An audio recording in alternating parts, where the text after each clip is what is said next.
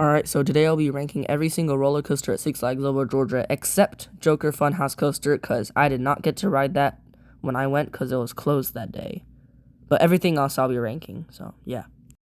And because Joker Funhouse isn't in last place would naturally be the kiddie coaster in the park, which is Kid Flash Cosmic Coaster. But that being said, this is not any normal kiddie coaster. It is a dueling single rail modern style kiddie coaster.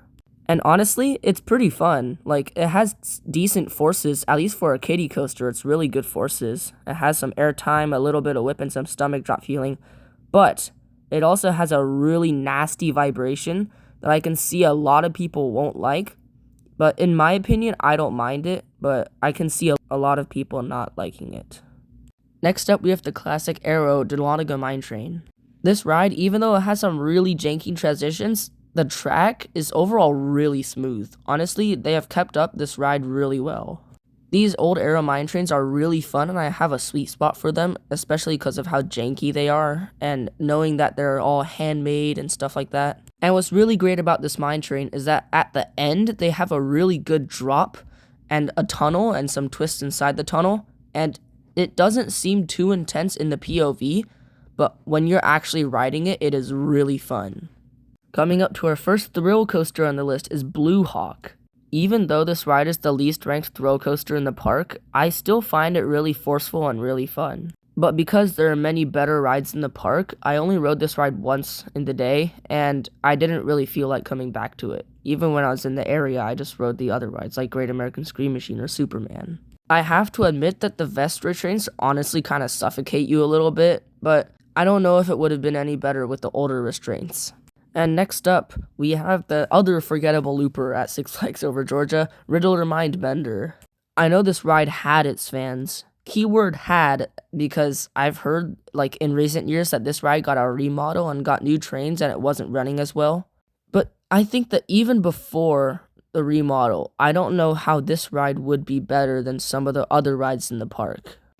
I know it's like a classic and stuff, and I appreciate it for that, but honestly, even if it was more intense than it was when I rode it, which honestly it wasn't the most intense besides the vertical loops, I wouldn't have preferred it over the other rides in the park. Some of the drops give some good airtime, but it quickly runs out since the track profiling is not perfect, and I understand that this ride is old and stuff and it isn't perfect, but most of the time that's what you're going to get with like a 40-year-old ride. It seems like I'm dissing on Riddler Mindbender right now, but honestly, I still really like the ride for what it is, and I always enjoy it when I go on it. Next up in the park is yet another forgettable looper. I'm not even joking, I kind of forgot about this ride when I was making the ranking. Although Daredevil Dive is better than the past two loopers, it honestly isn't much better.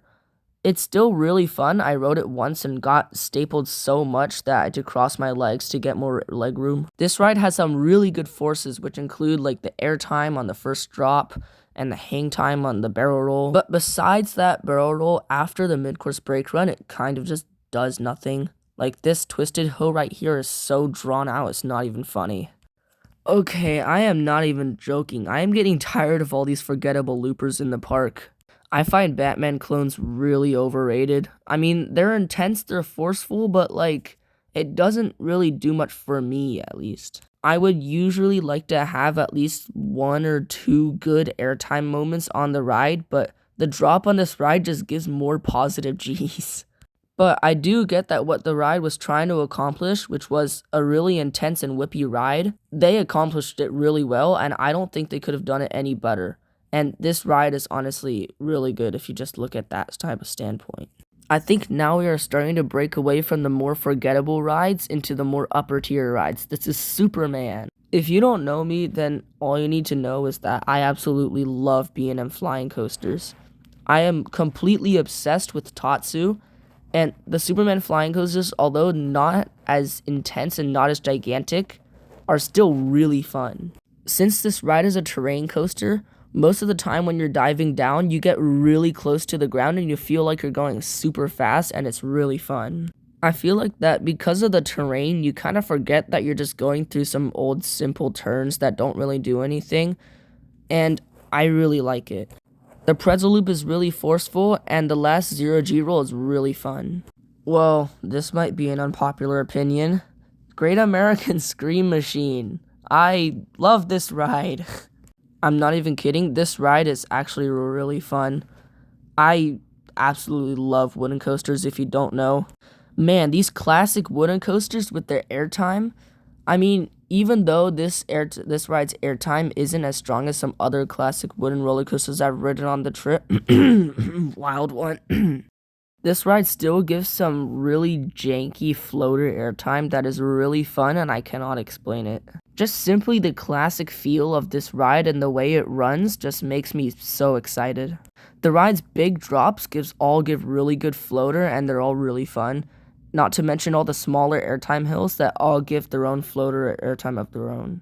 And I didn't even mention the absolutely beautiful setting that this ride goes on. Like, it travels on a lake. This is absolutely amazing. Like, no other ride can beat it probably except for Blue Hawk, but that's another story. Now to the best coaster in the park, not including the insanely elite top 2. We have Gyro Scorcher. To many people, stand-up coasters aren't their cup of tea, but to me, I absolutely love stand-up coasters.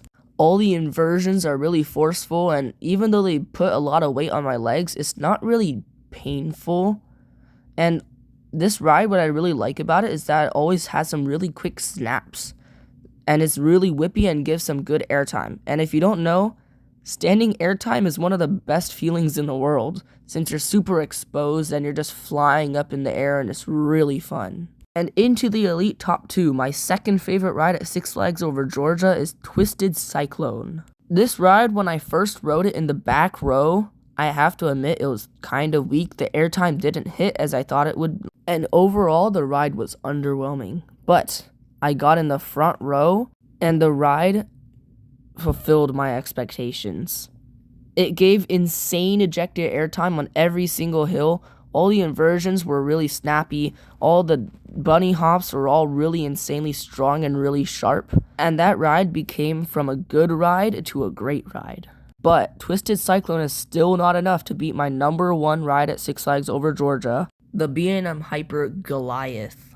This ride is in my top 10 favorite roller coasters of all time and my favorite B&M Hyper coaster. Every single hill gives really good floater to ejector airtime. Every single helix and turn on this ride gives really good positives. And not to mention the last ending bunny hills. Pure, sustained ejector airtime 3 times in a row. I don't know what B&M was thinking, but they should keep it up because this ride is so good. And with that, I have ranked every single ride at Six Flags Over Georgia, and honestly, this is one of my favorite parks on the whole trip. It was absolutely an amazing time, and I hope you all go out to Six Flags Over Georgia and ride these rides on your own. But until then, I'll see you later.